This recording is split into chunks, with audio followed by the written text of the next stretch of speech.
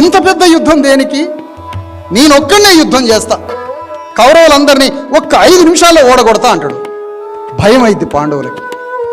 ఇంత వీరుడా, ఇంత బలాఢ్యుడా అని ఆ జ్ఞానవంతుడు మళ్ళీ ఆ గదిలోకి వచ్చి, బర్బరీకుడా, నువ్వు పాండవుల తరఫున యుద్ధం చేస్తే ఏమొస్తుందంటే ధర్మం వస్తుంది అంటాను. మరి నీకేమొస్తుంది ఏనంటే నాకేమీ అవసరం లేదంటాను. కౌరవులంతా చనిపోతారు, పాండవులు గెలుస్తారు, దానితోటి ధర్మం గెలుస్తుంది, ధర్మం గెలిస్తే చాలంటాడు. మరి నీకేమొస్తుంది? నాకేమీ అవసరం లేదు అంటాడు. నాకేమీ అవసరం లేదేంటి అంటే నువ్వు బానిసవయ్యా అంటాడు. బానిస అంటే ఏంటి అంటాడు.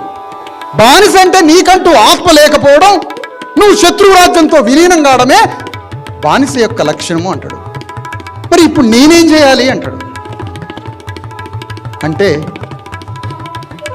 స్వధర్మ